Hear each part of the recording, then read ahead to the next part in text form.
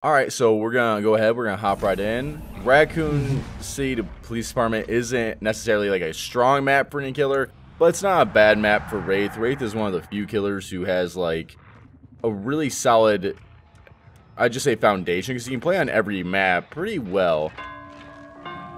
So already we can actually look at one thing pretty quick here, and this is just because I want it in your like thought process. Is that we already have a pallet. You get the hit, but that's because she didn't move early enough. You have a pallet right here. So she's within walking distance of already going there. You should try to move in front and then stop her from being able to take that. Now, she does have a pallet over here as well, technically, so it's kind of a catch-22. But if you want to watch it, this is probably closer, and this pallet over here is more valuable. So getting rid of it early is actually a good thing, because it's actually kind of a pain to try and get rid of later. Whereas with this pallet here, you can play around it. But you should always be trying to think of like blocking where they're going to go while you're cloaked up, especially if they don't see you until you're right here. And that was my idea, was I'm going to force a pallet down, but, you know, you got a point there. That desk pallet is much stronger than that pallet right there. And so I definitely should have forced her in that direction instead. Good point. If you're going to go for like a so Wraith is a macro killer. He's about killing out resources and being able to get free hits. Free hits are always good because it's what he excels at, but you definitely want to keep in mind of where you're pushing a survivor if you're trying to get rid of resources, which is also fine. So we get the first hit because she's kind of not paying attention. She pre-drops anyways for you, which is a double win. The cloak is okay. I mean, you could kind of justify not having to cloak up because now she can kind of vault here. But you should have it still because it's a bad vault. Good. That's a pretty good first down with Wraith. Go ahead. Now, in this game, I definitely took more pallets on the chin. At least I tried to.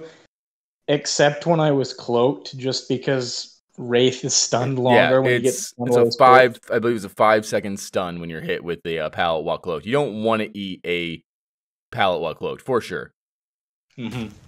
So I definitely respect it whenever I was cloaked. It's a quick cook. I like it. We're doing no perks, so whenever you're doing no perks, I like doing no perk runs because it does kind of hone in on your base game knowledge, like where your map awareness. Basically, everything is really solid for no perk games because it's just a good training tool. You're never going to be playing for like a 12-hook game if you're going no perks, typically. You can still try. Obviously, the game's never going to be taken as seriously in that department. You can't expect to walk away. Not every game's winnable, especially with no perks. So that is something to be said. And you have no add-ons, so these are all things that we can kind of keep in mind.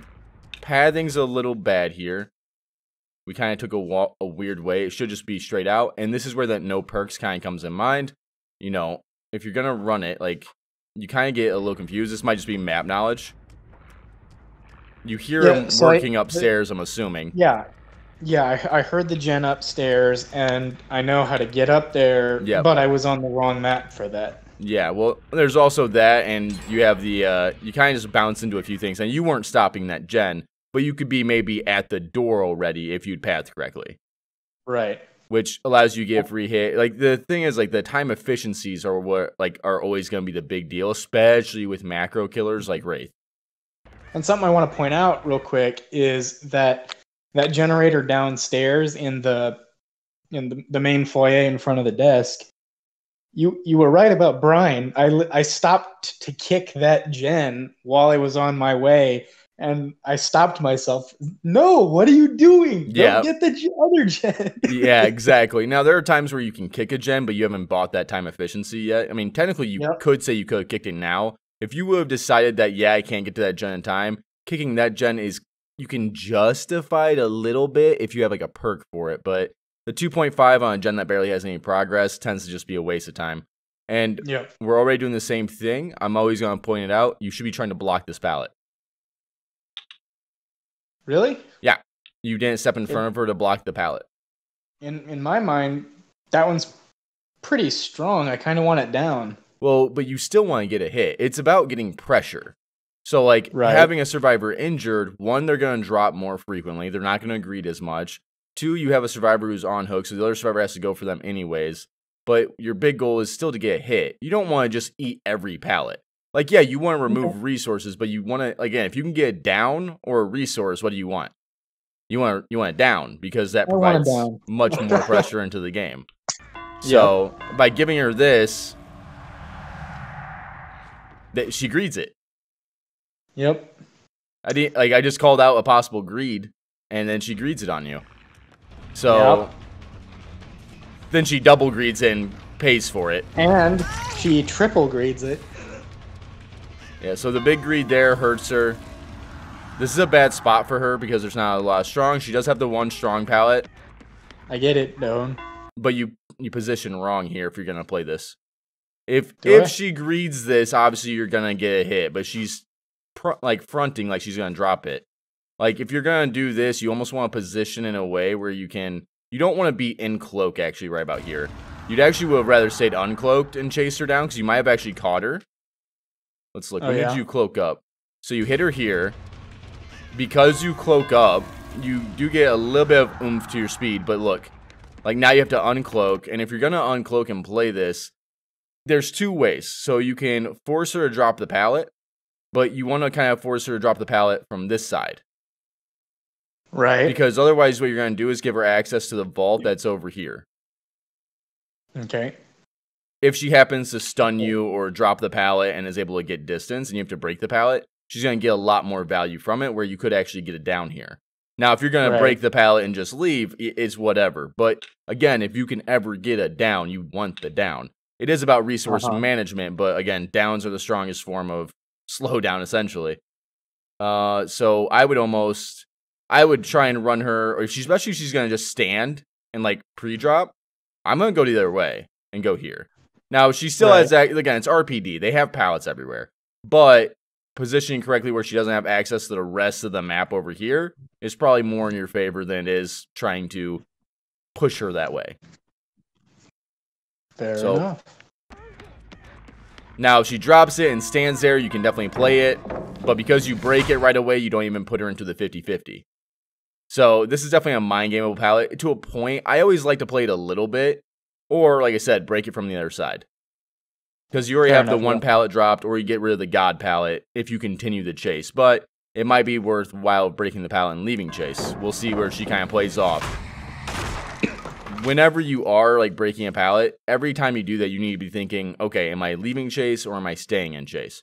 And what other access are they going to get to? So she has another pallet and a vault coming up. You could justify right here, leaving the chase to go find somebody else. You do have someone else who is still injured, and they didn't heal under hook, it looks like. So that means they might have hopped right onto a gen. You get lucky because they don't have a pallet here, but she dead hards you. Gotta be patient on that. If they don't show anything, they most likely have dead hard. I overcommit here. I should not have gone all the way around. No, yeah. This is the wrong way to go on that one.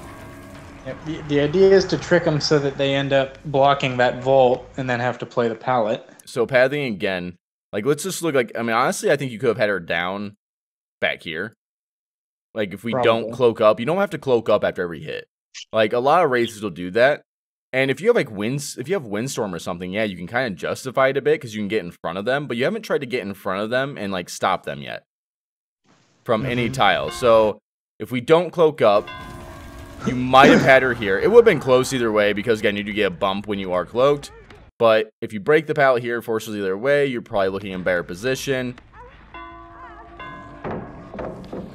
Breaking the pallet.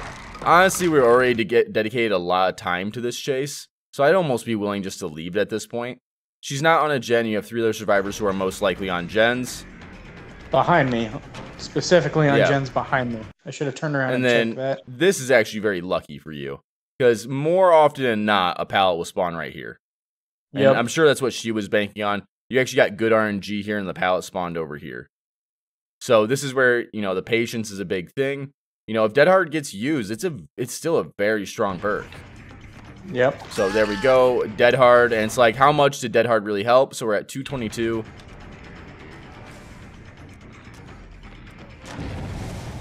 This is a 50-50. You should always try and play it with a little bit. That way she's stuck in the corner, but you don't utilize the corner, so she gets back over here.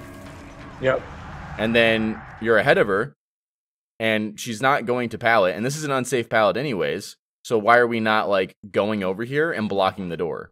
It's the only other area she can possibly go to gain more distance. Now, her going over there probably still kind of kills her, just because there's not a lot to work with. But it's one of those things that needs to be, like, ingrained in your head that should just come natural to, like, playing Wraith. It should be when I'm cloaked up, I need to try and block pathways. Right. I didn't block. I'm guessing this was probably my thought process. I didn't block the door because I know that if she goes out the door, I get her. I didn't want her to go back to the pallet. Right. That's probably what I was thinking. Right. But when you look at it, it's something you've already done numerous times. So at this point, it's habitual. Yeah. You're on autopilot. So, you're not going to get punished at all for uncloaking here because there's not a lot for her to work with anymore. But because you're not doing it naturally is why I'm calling it out. Yeah. Because it should be something that kind of comes natural to playing Wraith when you are cloaked up. Because, again, she is able to get here. Imagine there's a teammate right here. If it's a Swift. Yeah. If that happens, I don't get her. Yeah. Now, again, if we compare it to a good Swift wherever having they're making callouts, maybe a Survivor's right here. And because you didn't block this doorway, as you uncloak, the person swings here and, like, body blocks you. And then this person now gets away again. Like, so that's why, like, the body, like, again, it's always something that you just want to naturally do. So you do get it, because there's nowhere to go. And then that chase after Deadheart took you an extra 23 seconds. Mm-hmm. So too long. Again, with chases, especially with hit and run killers, you want it to be boom, boom, boom. It should be, like, systematic. It should be like either I get a pallet or I get a hit and I'm off somewhere else. Because Wraith is not good in chase. This is fine, gives you more movement speed. Now with pathing, what I want to see before we get to it is I kind of want to see you go. I want you to peek this, obviously, and you can head over this way. Obviously, there's two more important gens you can see. And we know no one's on this gen from when we passed it last time. They could be on it now, but it's not in my thought process.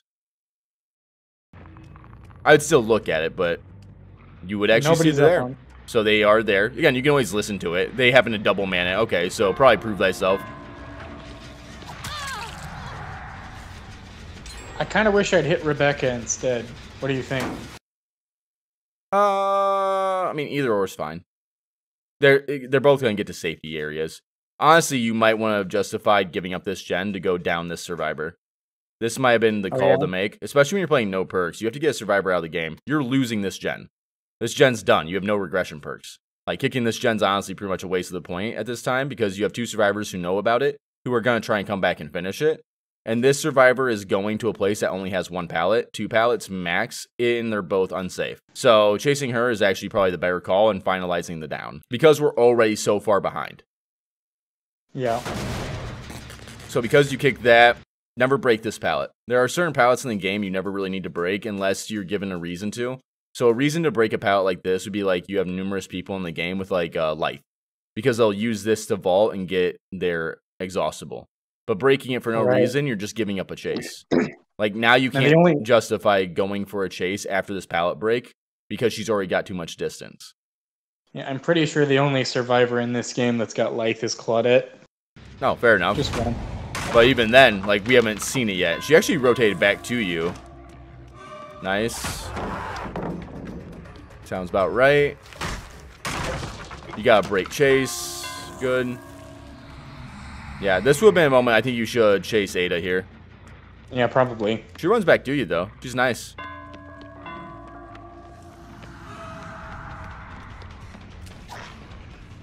Unlucky, you got autoed. Yeah, that was rough.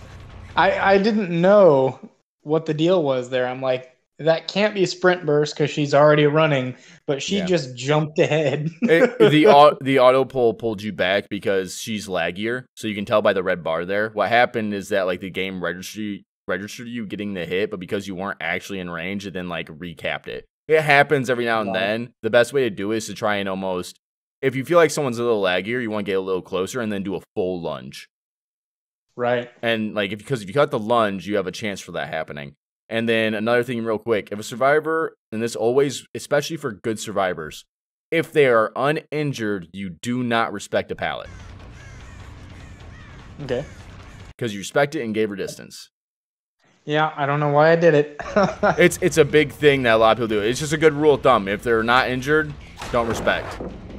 Because it was definitely my goal to eat every pallet I could eat this game. I don't know why. Yeah, there's give and take to eating pallets. It's like eating the right pallets is fine. So if that pallet's fine, why is it okay to eat that pallet?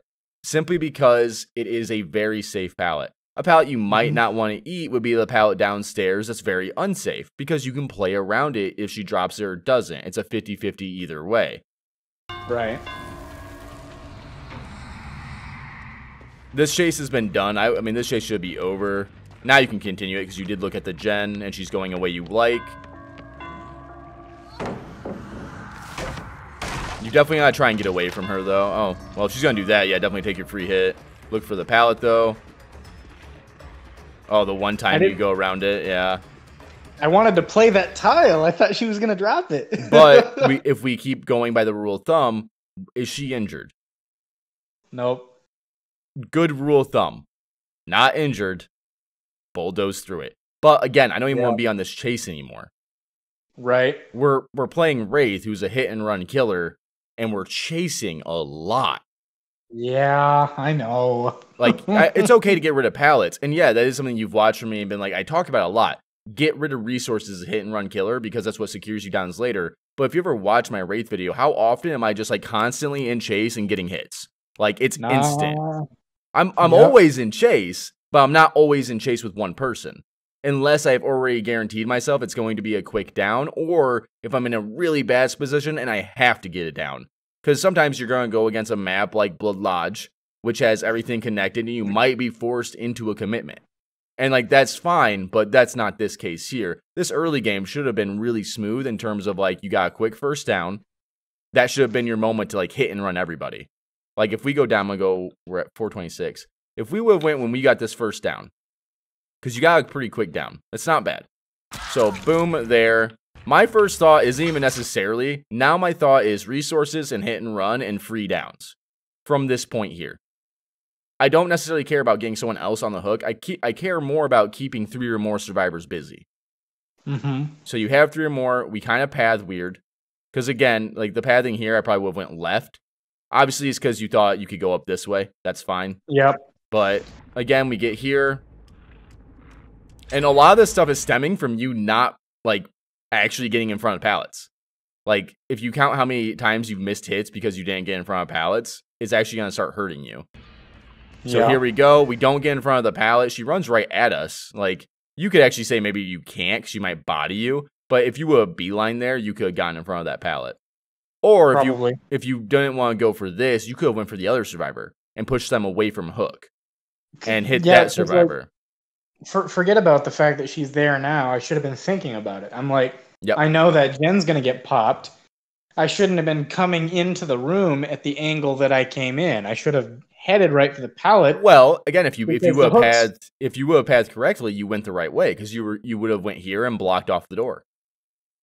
Right. But because we were just a few seconds late, people often ask, like, you know, oh, why is like brutal strength or enduring so good? And people say time efficiency is like, oh, how important is saving a second? A second gets you here. So, like, as the gen's popping, that's how important time efficiency, and it's so much more important on killers like Wraith, who are macro-intensive killers. All killers are macro to a point, but some are more oriented like Chase, like Nemesis, for example. He might commit more to chases, but Wraith is not. He's all about controlling the flow of the game, especially when he's allowed. And only really solid Swift, only Swift should really be able to deal with Wraith if he's playing effectively and has a good build. And right now, the build's not a problem because we're not, obviously don't have any perks, but everything we've done so far isn't like you're making a perk mistake. You're making like internal mistakes for like the core of Wraith.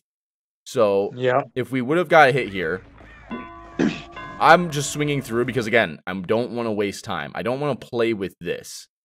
If she's going to stun me, she's going to stun me. I don't care. I don't want to play with it. But imagine we have got a hit there. Like, we just don't respect it at all. We get a hit, or we block it off and we get a hit. What can we do after we get a hit? I mean, I can break the pallet. Nope. Like, imagine we get it. Like, she doesn't even drop pallet. Imagine you block the pallet and you get the hit. What's your thought process? I can go check on the unhook. Correct. Because only one survivor who we know is going to go where? To the unhook. Yep. Because they think you're busy. Survivors only get a little bit of information. If they see this survivor here gets injured, they're like, oh, I'm safe. And then you cloak up and you catch them here at the hook. Yep. And now you have 3 survivors injured. And again, you don't even have to commit to a chase there if you don't want to, if you have everyone injured. Then you can chase her, and she might drop a pallet or 2, and you might be like, yeah, I don't like this chase anymore. I have 2 other survivors who are injured that might be on gens now who are easy hits. Mm-hmm. It's about taking the easy, the path of least resistance. So let's go back. We respect the pallet. This is an easy one to respect because we do get stunned, it hurts, but our pathing's a little wonky there. Like, in general, you want to walk through the pallets. Because again, you're not hugging walls as tightly as they're hugging. So actually getting distance on a killer who's faster, obviously. I'm still working on hugging walls. Yep. And then we go back. We're too worried about this gen. I've already given up this gen, by the way, in my mind. Because I have no perks, right? I don't care about that gen anymore. Unless I, slug somebody or down somebody. We were also already over here, weren't we? Because we chased her from over here. Yeah, right here. You would hear that gen being worked on. From downstairs. And if you were worried about it, what you could do is just literally walk over there above it real quick since you're cloaking up anyways and listened. And you would have heard someone working on it or not. If they're not working on it, it's not in my I don't care at the moment. That means they're not there, right? If we have to assume survivors are on gens, that means they are not on that gen. Based on the information we have. Yeah, they could be hiding, but most likely, and when we compare it to survivors who are gen efficient, they're not going to be on that. Alright. Move back forward. So let me address that. I think it's a lot like you told me specifically. Stop respecting pallets so much. I think something else that I specifically need to work on is caring less about my 3 gen.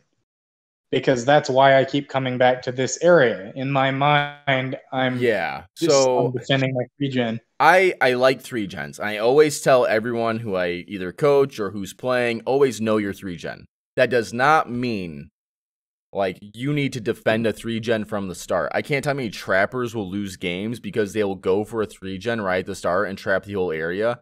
And then 2 survivors will know what they're doing. They'll swoop in and they'll pop a gen as you're setting up traps, and now you don't have a 3 gen.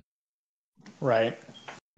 It's fine to know that you have a 3 gen, but it's also, you need to know when the gen's gone and how to provide pressure elsewhere. And Wraith is a pretty quick killer. He can get around almost every single map pretty quick. His worst map is Eerie, because it's safe everywhere and it's a massive map.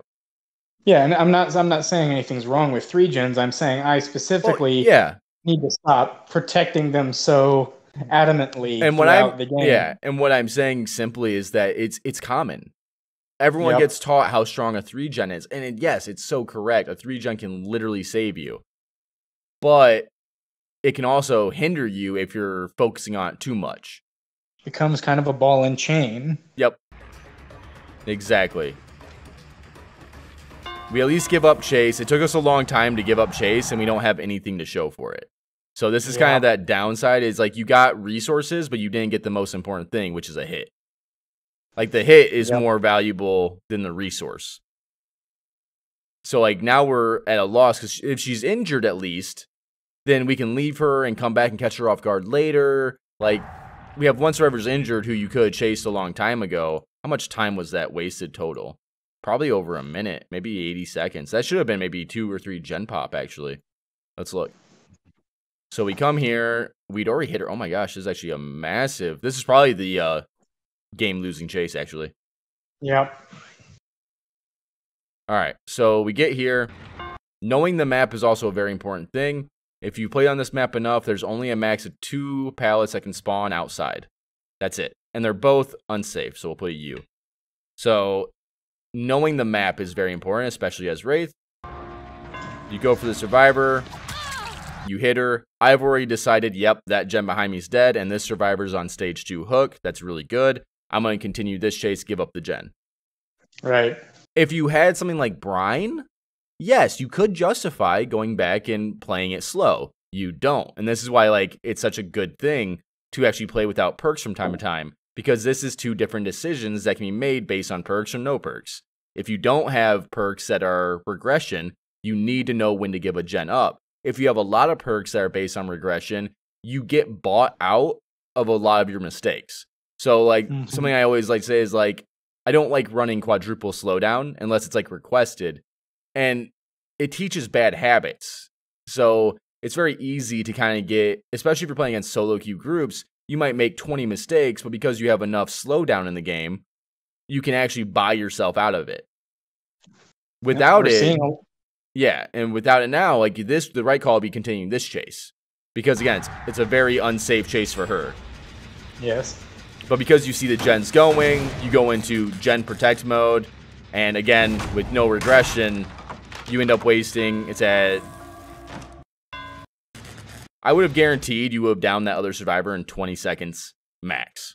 Like, you would have had it probably beforehand. So the closest pallet to her, I think, is one of the most unsafe the pallets. The only pallets by her are unsafe. Yep. So, like, yeah, that's like the big thing. And so it goes from 3:18, and you leave chase around 4:30. That is a very, very, very long chase. It's a minute. It's almost 80 seconds. That's enough for 2 gens to pop if survivors are split.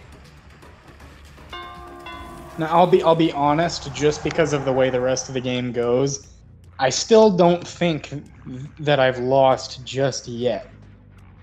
Right. But you should have. Yeah, absolutely. That's the thing. Again, I'm not going to compare. I don't care like if these guys are all like horrible survivors. When we teach as if they're going to be the best survivors or if they're going to be playing optimally. Most of the survivors I get aren't playing optimally, right? Most survivors people are getting aren't playing super optimal. That's why when people get hit with an efficient group, they feel like the whole game's lost right from the start. Swift's OP, blah, blah, blah, blah, blah. Because they're not playing efficient themselves most of the time, and they're fine. It's as soon as they meet an efficient group, it kind of just, they lose it. Because they're able to make mistakes like this, and they normally are okay with it. It's like, oh, I only wasted 60 seconds. What? Taking the training wheels off. I'm pissed off if I lose 10 seconds in a chase. Like, it like kills me. Someone just hopped on that gen, I think. I think you just heard it too. Yeah. So I heard it before you vaulted. That's just that's something that you'll get used to. Was that wasn't sprint burst? That was lag. Was it? It wasn't sprint burst. She would have gotten more distance.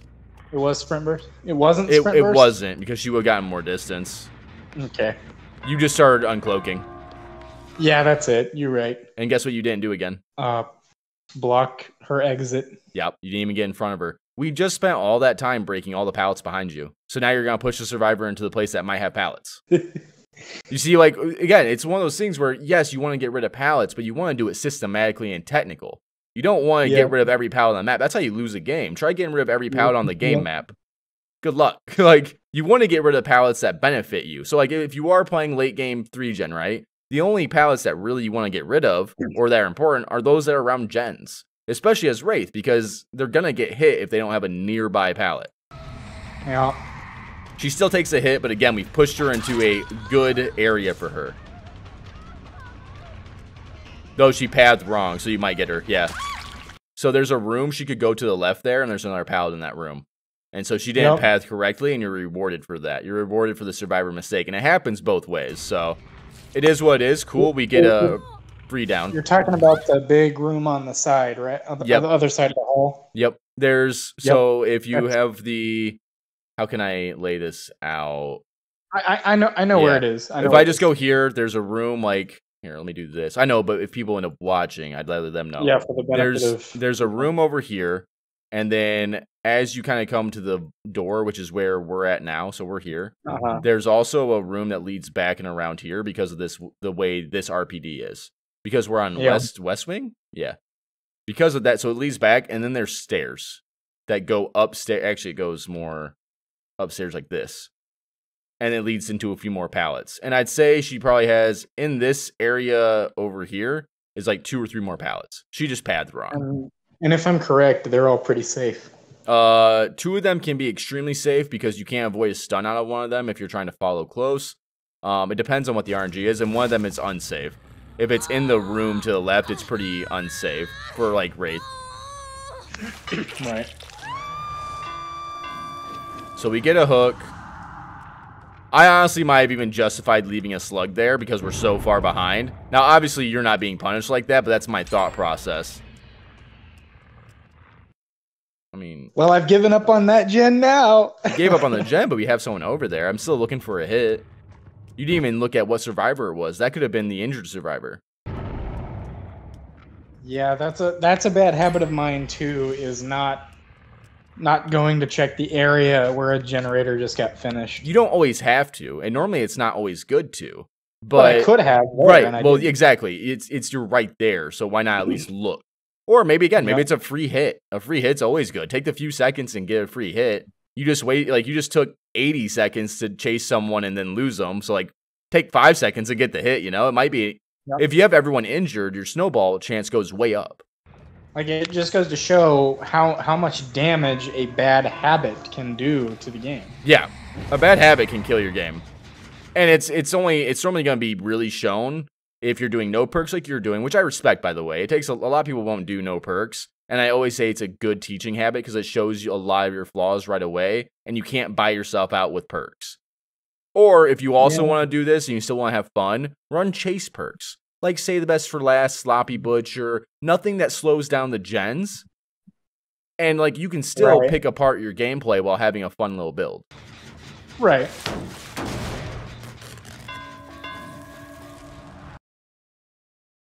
Like when I've had some bad games and I feel like it's time for boot camp, I'll take perks off and see what I can do.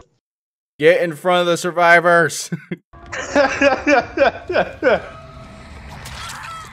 Oh, off the record. Off the record. I don't know if I like the chase. If she has DS on top of it, this is a really bad chase. Let's hope she doesn't. This is a gamble. Now, there are times where like you need to take a gamble, and this might actually be an okay time to take the gamble because you're still far behind. Even if it looks like it's like, oh, nah, Reddy's got 2 gens left. You don't know what progress one of those gens is on. It could be already at 99. They could have 2 survivors working on 1 gen, 1 survivor working on another, popping that, and you have 45 seconds left in this game. Like, that's how quick those gens can go by if you're not afflicting more than 1 survivor with pressure.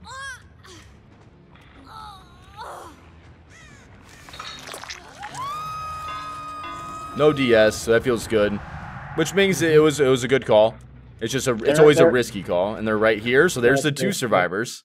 So, like I said a second ago, right? What do we know? Block the exit. Well, not even just that. This is actually okay. You actually want to block in Claudette here.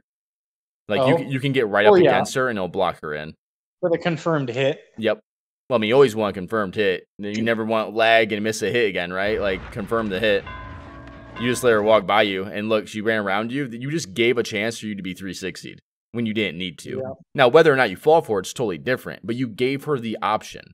Like, we've watched the Nemesis. You give survivors a lot of options. Take away those options. And look at that. You didn't block her in, you got 360'd. And it was a guaranteed hit that you just said was going to be guaranteed. Yep. Like, yeah, you get a guaranteed hit here, but again, thank God there's no pallet here. Like, if they happen just to have 1 pallet, again, if it's any other map and they have a pallet and you gave up a free hit on Claudette, like, now you might have just thrown, again, another long chase. But this is a good chase to continue on, because, again, you've gotten rid of the resources. Respect the dead hard. You waited the dead hard, which is good. So there it is. Like, I actually predicted exactly what was going to happen. Yep. So I said there's going to be 1 survivor in 1 place and possibly 2 survivors on a gen. So this is like that game knowledge that comes into play. I haven't watched this over. Obviously you just sent it to me, so we just sat down watching it. Like, this is how quick a game can get out from under you if you're at like 2 gens and you don't have numerous survivors affected. This is a good hook placement, though, to protect and make a last stand.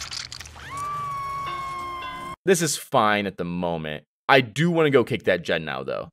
But this is fine to go in here and get this hit first. I just don't want to give up the person who's hooked right by the gen. Yep. And why did we close? Stop. I don't know, man. Yeah. So, oh, you're fine. I have to call out any little mistake. You know how it is. So, yeah, I do. As Wraith, you do not always have to cloak. I know. I'm just used to cloaking up after every action. And as soon as you see scratch marks, your thought should be, where are they going? Obviously, to go for the save. Yep. I don't want to cloak. And then you get a free hit, and you're not, again, it's about that time efficiency. You're going to waste about 2 seconds to cloak. Yep. Well, to uncloak, again, I mean. Bad habits. That's what they do. Oh, yeah, exactly. Why are we I should have hit Claudette. Yeah, exactly. Because we know she has off the record. Because she just used it last time on us. But I know you're thinking getting this survivor out of the game might save it. Yep. Oh. That's fine. But look who went and got the save, right? Good old Claudette. The one you didn't hit, so it became an easier save. Why did I swing there? You're probably getting frustrated here, or flustered, I mean. Yeah. There you go, patient. Hold the lunge a little bit longer. You'll get that. It'll auto-connect you. You have to give up this chase, by the way. As soon as you missed it, you have to give up to go to a gen. Yeah, but she had light. I give up. Yeah, but win. Right now. I know, but look. That should be when you give it up. You just said she had light, so we at 40.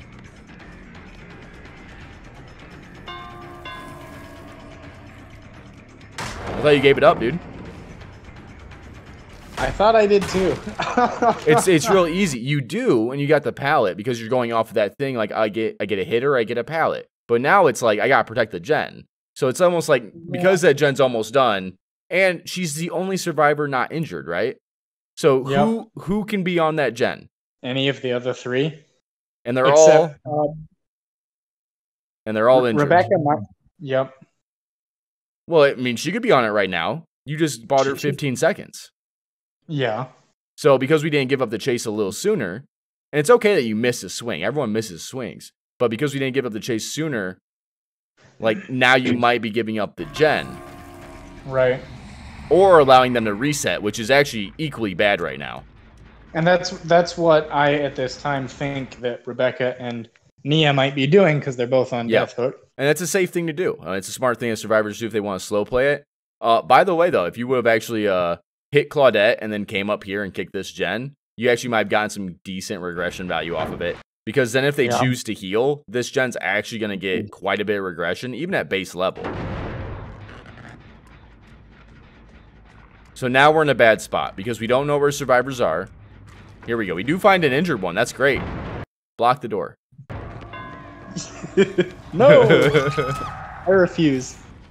You get her. This is like your saving grace because she's obviously on Death Hook. Hook placement. You want to go to the hook that's closer on your pathway. So I'm going to try and pin it. Right here. You're talking about the one in the hall, right? Yep, right here. You want to go here because going this way is moving you away from the gens. I probably just wanted to keep it up. That's probably exactly what I thought. Yeah, that's definitely not a good reason to, because at this point it's about getting her hooked quickly, which is fine. But it's more important to also be moving in the direction you want to go. We know no survivors are here at the moment. And we have one other gen that has like 50%. So we do want to check that gen. And I knew that too. Like as I'm walking back from this hook, I said out loud, Red's going to tell me I shouldn't have hooked here. Yeah. So 825. People don't talk a lot about hook placements or like when to hook. Like sometimes any hook is fine.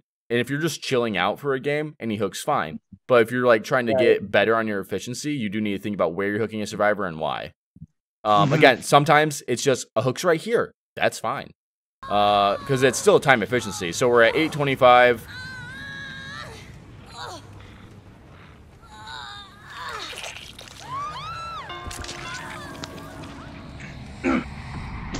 And we'll say you came and kicked here. So We were at 8:25 and it's 8:38.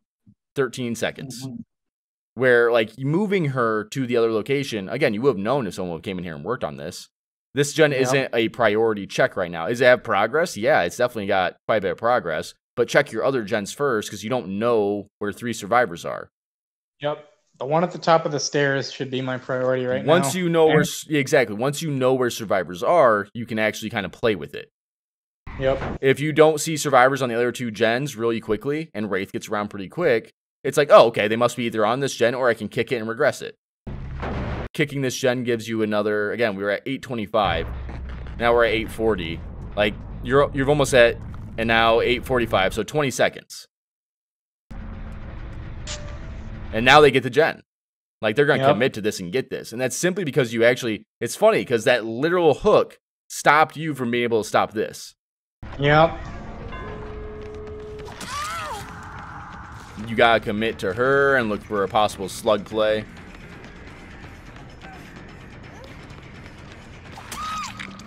Guess what I don't do? That's fine. You don't have to go for the slug play. That's a personal choice. It's risky to do a slug play at this point. But you can justify it. Because no one's on a door and you had all 3 survivors, so you know there's only 2 places they can go. They can hide or they can go to the doors.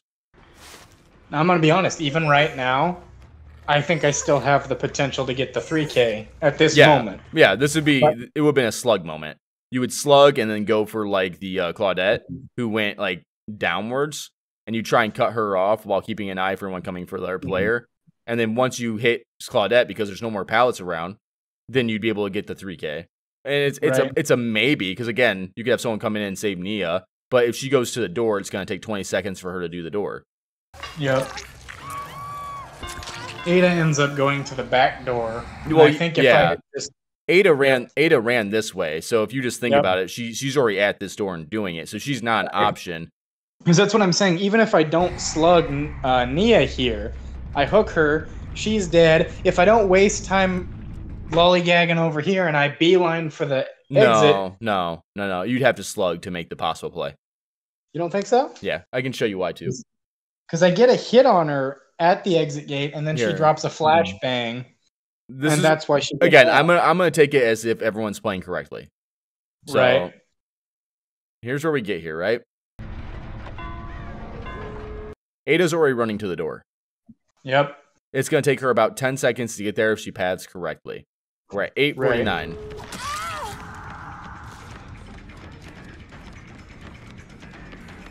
She should be at the door right about now.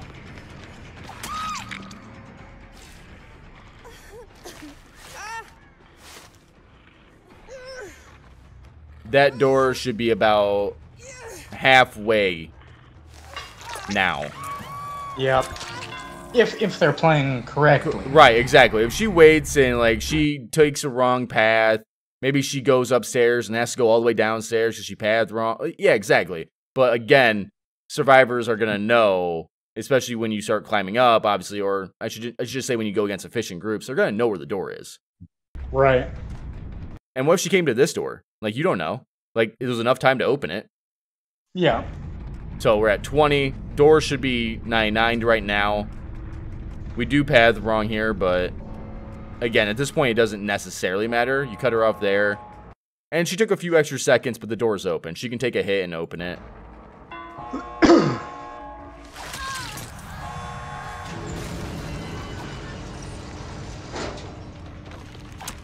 Fair enough. And then Claudette can just take a hit and walk out. Yep. Or she's on the other door. You have to go to the other door here, by the way. I know. Yeah, there's no other option for those like who need to know. Because she's fully healed, like, she can always take a hit and just walk out. So you kind of have to just go to the other door and pray that she's on that door. Mm-hmm. Nope. So she gets out. Or she's just sitting there making you wait and watch. Oh, yeah, she is. And it's honestly pretty funny what she does.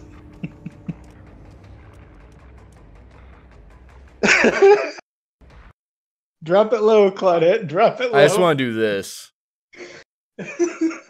What is that? All right. Overall, yeah, I think the game was definitely winnable. I think there's Absolutely. definitely some core fundamentals that you gotta definitely get down with Wraith a little bit more. And Yep. there's some builds you can take to kind of help out with this. One, you need to be in the hit and run mindset. So like, you really want to be getting. Oh, and normally I wouldn't say anything like this either, by the way. Yeah, I was a little flustered. Yeah, I confess. I know you saw that. Always just say GGs and like move on unless they say something, and then I say go balls to the wall.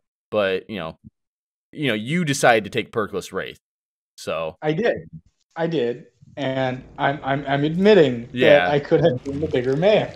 but at least you mocked it up and said GGs. All right, what are things we need to work on? It was one.